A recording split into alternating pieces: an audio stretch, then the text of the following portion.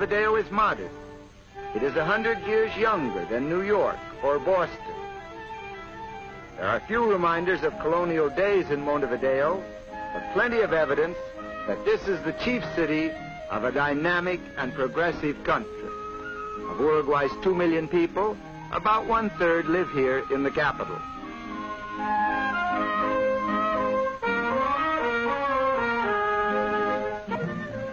The state-controlled school system reaches every child, even those in the rural areas. Education is free, and it is also compulsory. The government furnishes free textbooks.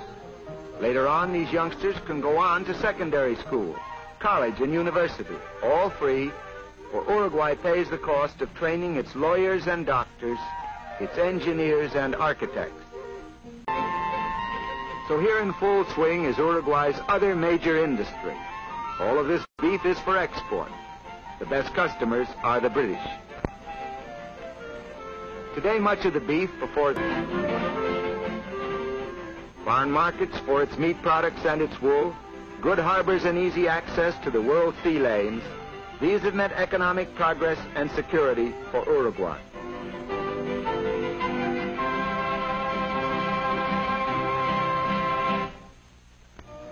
Uruguay's beaches are among the finest in South America. By national law, every Uruguayan is entitled to 2 weeks vacation each year with pay. And a lot of these vacations are spent on the shore. Besides, thousands come here every summer from Argentina.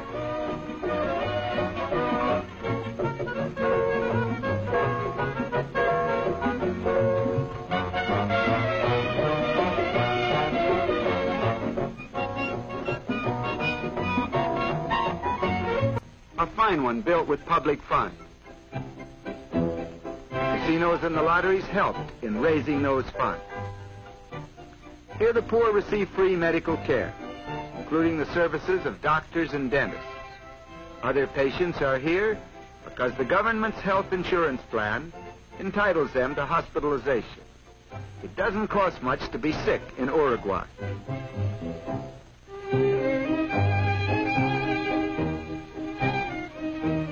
State-owned banks control all banking throughout the country.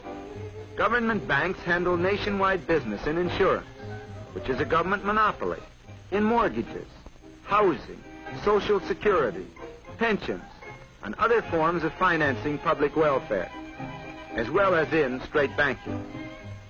The whole system, utopian though it is taken for granted by the Uruguayans.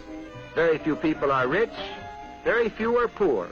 There is little unemployment, and anybody can retire at 60 with a pension. A state-owned theater, a state-owned hotel, the headquarters of the government's unemployment insurance and pension administration.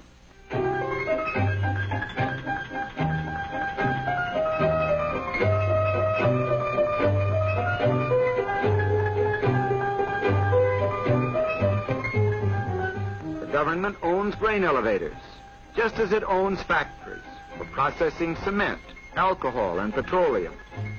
A citizen is free to go into business. The government will help him. And in many cases, the government will compete with him, too.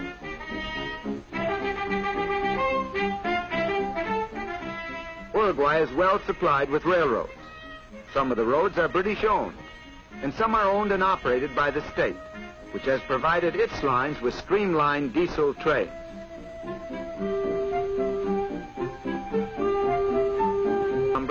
When more motive power is available.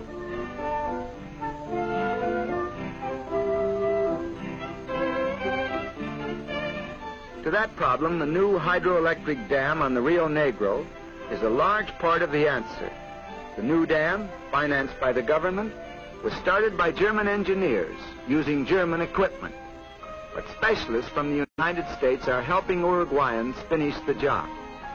Even with increased electrical power, Uruguay is not likely to become a manufacturing country on a large scale. It lacks raw materials, especially minerals. The stadium in Montevideo is a particularly good one. The brand of soccer played in the stadium is particularly good too. The Uruguayans just naturally take to this game. In 1924 at Paris, and again in 1928 at Amsterdam, they won the Olympic Soccer Championship. The stadium seats 80,000. That leaves only about 2 million Uruguayans outside, doing something else. The fundamental and important reason for that feeling is that Uruguay has a large middle class.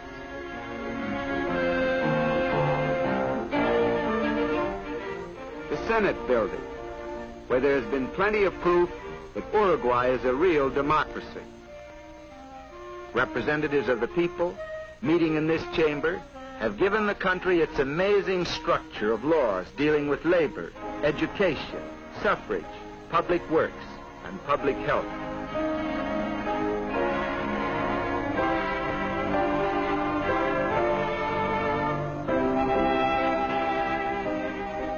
Note that some of the senators are women.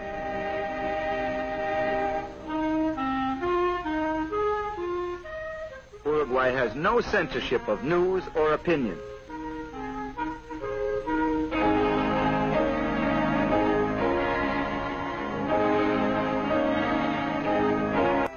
It is an outstandingly progressive and democratic land, and Montevideo is indeed a handsome capital. But in spite of modern skyscrapers and magnificent boulevards, Uruguayans know that the strength of their country has its roots in the soil and pastures of the interior.